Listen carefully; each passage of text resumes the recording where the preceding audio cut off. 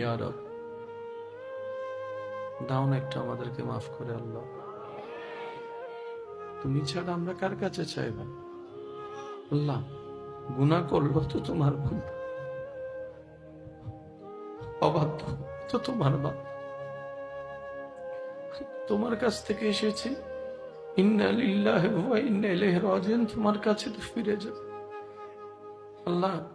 তুমি না মায়ের চাইতে 1000 গুণ বেশি ভালোবাসো আল্লাহ। আমাদের বাবারা যখন আমাদেরকে মারার জন্য দৌড়াতো, আমাদের পিঠে যেন আঘাত না লাগে, আমাদের মারা আমাদের পিঠের উপর পিঠ দিয়ে দিত আল্লাহ।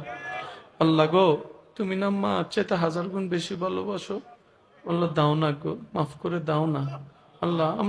আমরা অবুঝ, আমাদের হাঁটতে বসতে ভুল হয় আল্লাহ। আল্লাহ আমাদের দিকে তাকিও না, তোমার নবী রহমাতুল্লিল আলামিনের দিকে তাকায় আল্লাহ, একটু মাফ করে দাও আল্লাহ। আমাদের সারা জীবনের গুনাহ মাফ করে দাও আল্লাহ। আমাদের সকাল বিকাল সন্ধ্যা রাতের গুনাহ মাফ করে দাও আল্লাহ। আমাদের মা বাবার গুনাহ মাফ করে দাও, দাদা দাদি নানা নানির গুনাহ মাফ করে দাও আল্লাহ। জানি না কার কবরে এখন কি আযাব হচ্ছে আল্লাহ।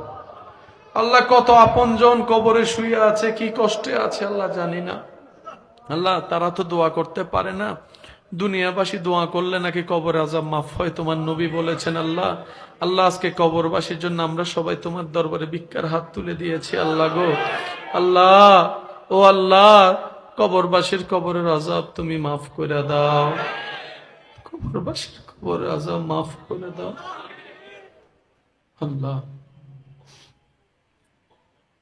তোমার হাবিবের সদকায় আমাদের সবাইকে তোমার প্রিয় বান্দা হিসেবে কবুল করো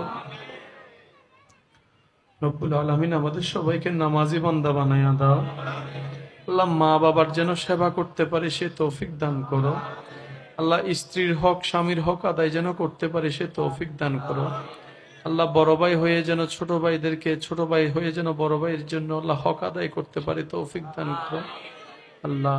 তোমার ভান্ডারে তো কোনো কমতি নাই, জানি আমরা পাওয়ার অযোগ্য আল্লাহ, কিন্তু তোমার ভান্ডারে তো কমতি নাই আল্লাহ। তোমার গনি নামের সদকা দিয়ে দোহাই দিয়ে বলছি আল্লাহ, যার যা অভাব আছে তুমি দূর করে দাও আল্লাহ। তোমার আজিজ নামের দোহাই দিয়ে বলছি, যার যে সমস্যা আছে তুমি দূর করে দাও আল্লাহ। তোমার শাফি নামের সদকায় যারা অসুস্থ আছে তাদেরকে তুমি শেফা দান করো রব্বুল আলামিন। এখানে অনেক মানুষ আছে জীবন চলার পথে বুঝে না বুঝে আল্লাহ বিভিন্ন মানুষের কাছে ঋণ করেছে, ধার করেছে, সুদের মধ্যে লেগে গেছে, বুঝতেও পারে নাই আল্লাহ।